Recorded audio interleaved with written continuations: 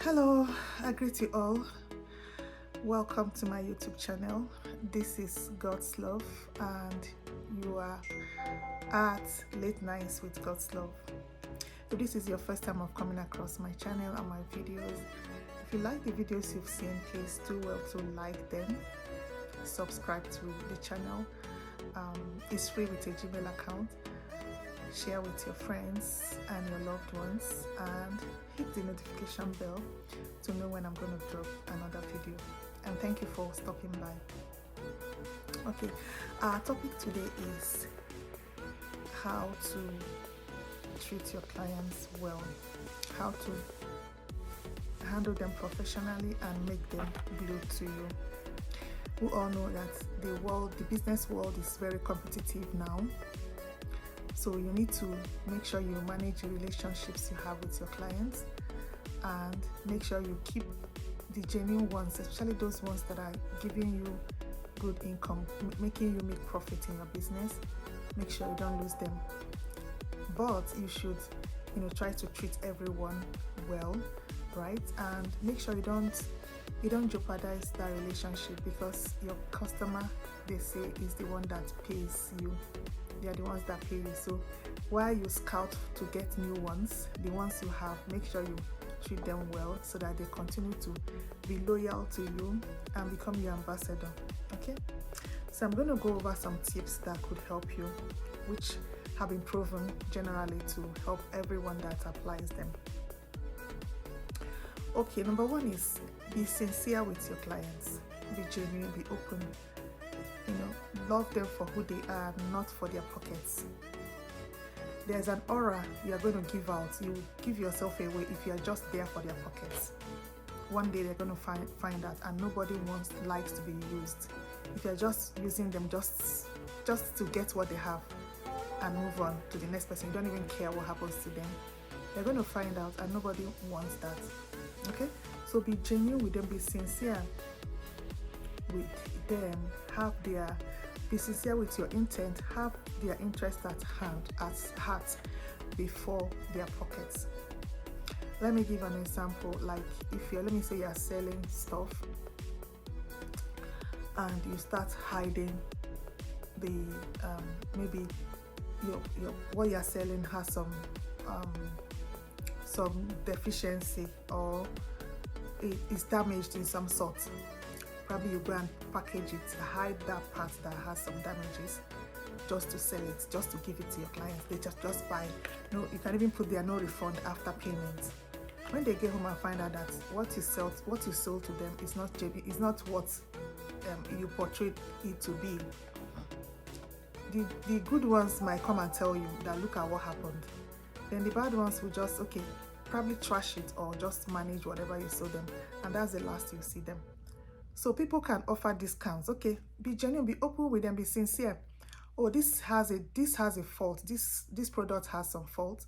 This is how it is. Are you able to manage it like that? I can give you a discount, right? Because you're taking. That's why some people do sales. Some people they put damaged goods on one side. So when you're genuine with people, they know, oh, this person did not cheat me. Oh, this is exactly what they packaged for me and told me is inside is exactly what is inside. So if you're genuine and sincere, not just for the money, then your customers are going to stay glued to you. Okay. Now, communication. Number 2 is communication. Proper communication. Generally, in relationships, there should be proper communication. Be sincere, communicate what you have in mind. So communicate what is going on, right? Not another thing is going on, you are telling the person another thing. Let me say you're offering services. Like when I used to work in a bank, maybe the customer asks for loan, and at some point maybe their policies changes, or the loan is not forthcoming, or we know that okay, this person is not going to be approved. Instead of hanging on and not carrying the person along or leading the person on, probably there's something you are benefiting. Maybe you have deposit, you don't want the person to withdraw the deposits with you, you don't communicate the right information on time to them. That will be misleading your clients, and which is not good. And when the person find out that you were leading them on, they would have probably gone to another place and gotten the services you could have rendered to them or the products you could have given to them, but you just withheld that information. It's not good. In fact, in some places, if your business is regulated and you don't give out those information, you might get the regulator's hammer. It could be that grievous. But why wouldn't you communicate what is going on to your clients? You can even communicate, and the person might find alternative product with you or alternative services with you and still stay glued to you, but you told them the truth. You communicated, you let them know what is going on, even when the news is not very good, but you were genuine and sincere about it. So communication is key. You need to communicate with your clients, carry them along in the journey. Don't be shady about it. Okay. Number 3 is, remember your customer is always right. There's a popular quote that says client is always right. So apply that in your business. Be professional about whatever dealings you're having with them. If they get agitated or get angry over something, you don't need to get angry with them. You're just being professional. You need to manage your own emotions because they are paying you salary. They are the ones paying you. You don't need to join issues with your clients. They have a right to get angry at some point if they're not getting what they want. You also probably would have gotten angry at maybe where you want to receive services and probably it's not coming along the way you want it. Like if you go to a hospital, for example, probably your child is ill and they are delaying, and maybe the nurses are lackadaisical. You're not able to see, like you might snap at some point, oh, this child is getting sick, is getting it's getting worse. What are you going to do? So you also might get angry. So you should have empathy, put yourself in the person's shoes.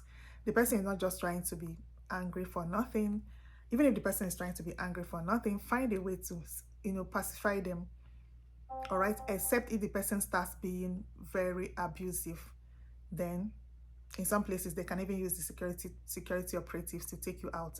If the person starts being abusive, then you have to take action. But if the person is just naturally probably got offended by what is happening, it is in your place to manage the person's emotions. Put your own aside and make sure that you explain to the client, manage that relationship, make sure you pacify them, show empathy, and make sure you give them right answers to what they are asking for.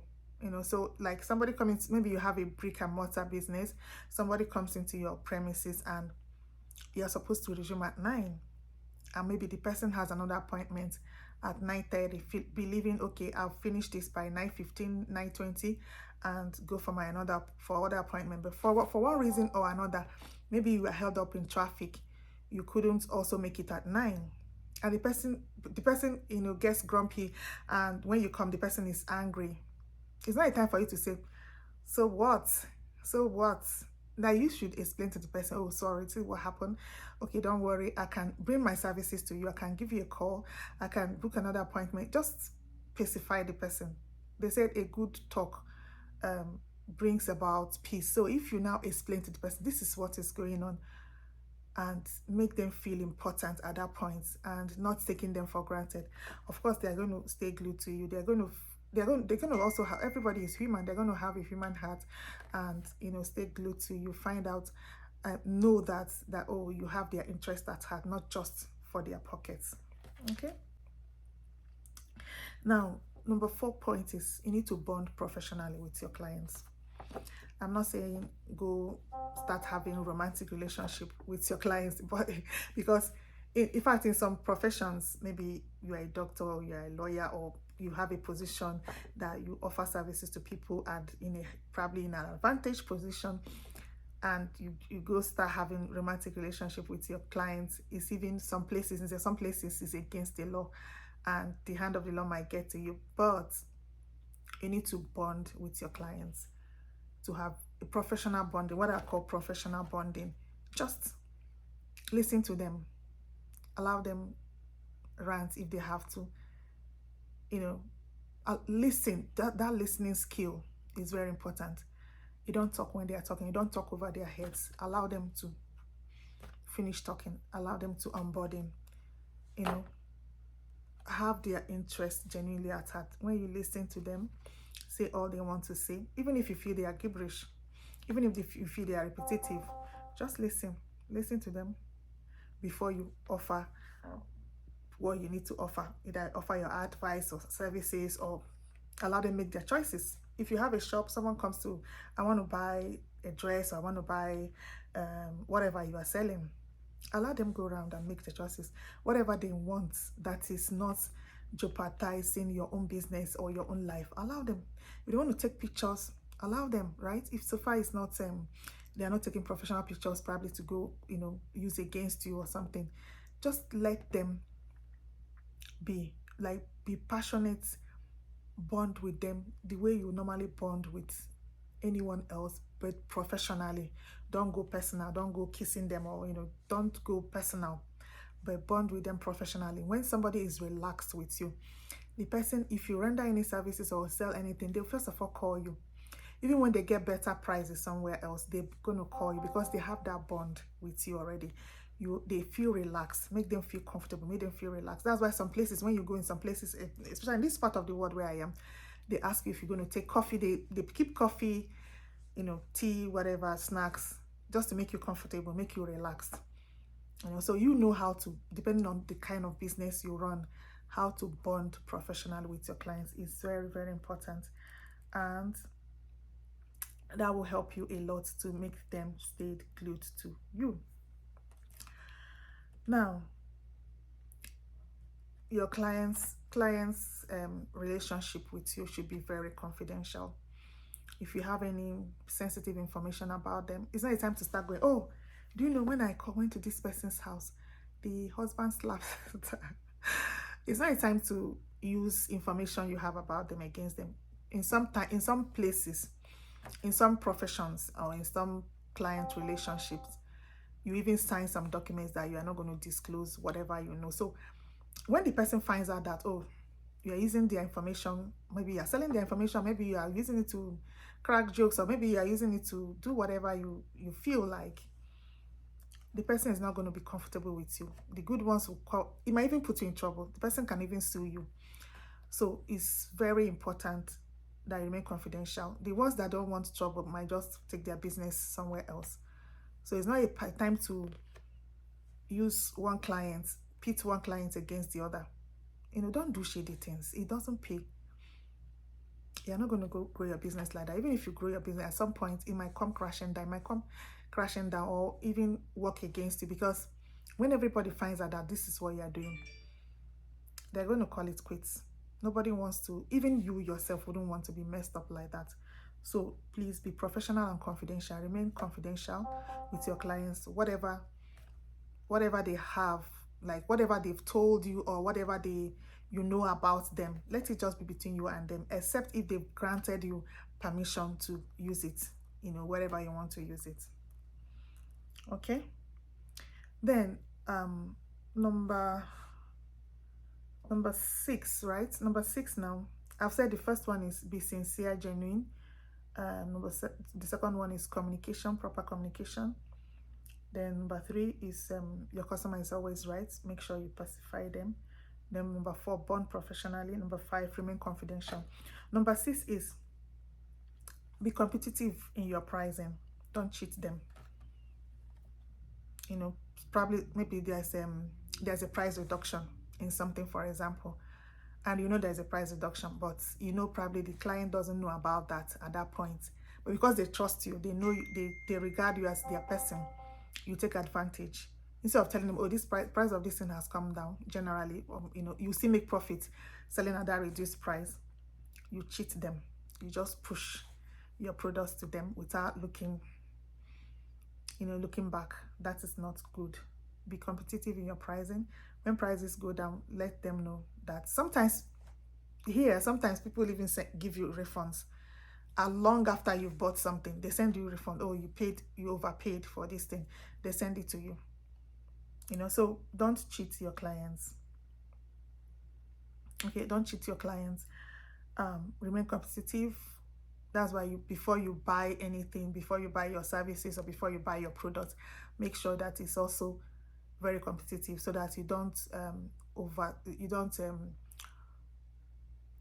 overshoot your costs, right?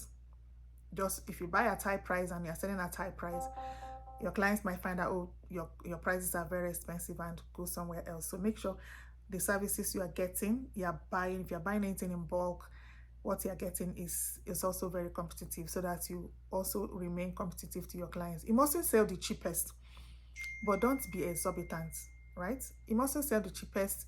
Depending on value, you might be offering higher value but with a premium, but don't go overboard and make it so expensive. Like, nobody wants to do that. If I want to get this pen for $1, maybe I could be willing to pay $1.20 with probably somebody I know. Okay, this person is always giving me good services, but I won't go buying it $5 anywhere else. No, I'm not going to do that, no matter who is selling it.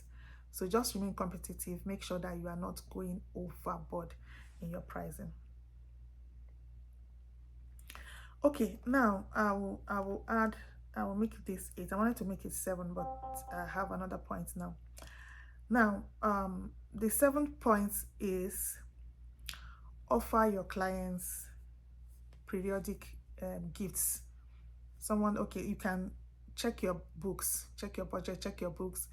If you offer these perks to clients, are you still going to remain profitable? Considering all other costs you have. Then some people offer, in this part of the world, they offer gift cards. That some people offer point cards, give you cards and offer points. If you buy if you spend to a certain amount, you get this discount, or you get these points, and they give you gift cards to go purchase some other things, some other places. So offer discounts, offer bonuses, anything any perk. Everyone likes perks, that could serve as gifts. Some people offer yearly gifts, maybe end of the year, or this client has been with us for a good number of years. You've benefited from these clients, you've made good profits, good income from them. So offer them something, give them something, or their kids. Sometimes people buy gifts for their kids, some people Christmas gifts, end of year gifts. Just buy them things, give them some perks, give them discounts, give them gift cards, depending on your location and what you feel will make them happy. Give their kids, celebrate their birthdays, give them, it can even be a handwritten card. Just send it to them. It makes them feel honored, feel valued. But this person has them at heart, not just there for their money, right? Could be handwritten card, like I said. It could be something simple.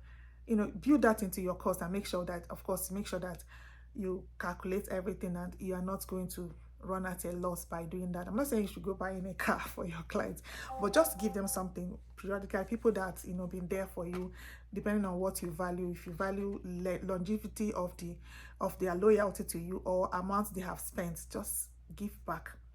If you can give back to the society, give back to your clients. That will make them to come and even spend more with you, because this person remembered us. We've been buying things everywhere. Nobody remembered us, but this one remembered us. The person's family, if it's a man, remember the wife, the kids. They're going to come back. They're going to spend more with you, and they're going to remain glued to you. So what I'm talking about today is how to treat your customers professionally, and how to make them loyal and remain glued to you. Excuse me. Now, the 8th and the last point is keep improving yourself and your services. Be on top of your game. Remain relevant. If you're a professional, you offer services, you could go get some trainings about what could make you improve in your services. If there are new software in town, things that could make people's life better, things that could cut costs for your clients and improve on the services, go and do them. Train your staff. If you have staff, train them. Don't remain in the same old analog way of doing things. The world is improving every day, so remain abreast of new trends in your business, and make sure you go in line with what is best for your clients. For example, maybe imagine that a bank didn't upgrade to maybe an application that gives online real-time balances to clients. Maybe they have to still use the ledger and write maybe after 2 days and not send you your balance. Nobody will stay with them, no matter whatever you're offering. Even if you're offering even if you're offering long life in the bank, they are not going to come. Now everybody, that's why when in countries that those things are new, it was once immediately those technology came out, everybody cashed into it and launched it, right? So that when you are debiting your accounts, your client is getting updated immediately, gets a text message, SMS, gets alert, everything is updated. Sometimes even to the point of probably people now do international money transfers by themselves, staying at home, online banking, everything. So imagine that maybe one bank was left behind. All their clients are going to run away. Nobody wants to sit around and waiting for you to catch up with technology. So improve yourself, improve your services, improve the decoration of your environment. Like that's why people repaint the place, make the place more comfortable. Get a new location if the place you are is now outdated, is not able to accommodate your clients. Just improve on the aesthetics, on the environment, on the technology, on your staff training, on your customer service. Make sure you keep improving, keep learning. You might even, that's why sometimes people have mystery shoppers. They go to competition and learn and find out and pose as clients and find out how those ones are treating their clients and what those people are offering. So, and match it. Make sure you match it and improve on it. So sometimes also check from international sites, find out what is obtainable elsewhere and bring it to your location and improve on it. So if you remain top in your game, your clients are going to find it hard to leave you and they're going to stay glued to you. Okay, so with these 8 points, I believe I've been able to give you some tips about how to make your clients loyal, why you scout for new ones, why you go after new ones. The ones you have are supposed to be locked in, are supposed to remain locked in, except maybe something happens, inevitable happens, and they have to leave. Then you also have to let them go. But ordinarily, shouldn't be out of your own carelessness, not out of not measuring up to expectations. So I believe with this, you should be able to improve on your customer service and retain your clients. All right, so until I come your way again, I will say please, if you like what you've seen so far, like my videos, share to your family and friends, subscribe to the YouTube channel and hit the notification bell, and you'll be notified when next I drop another video. All right, until I come your way again, have yourself a great one.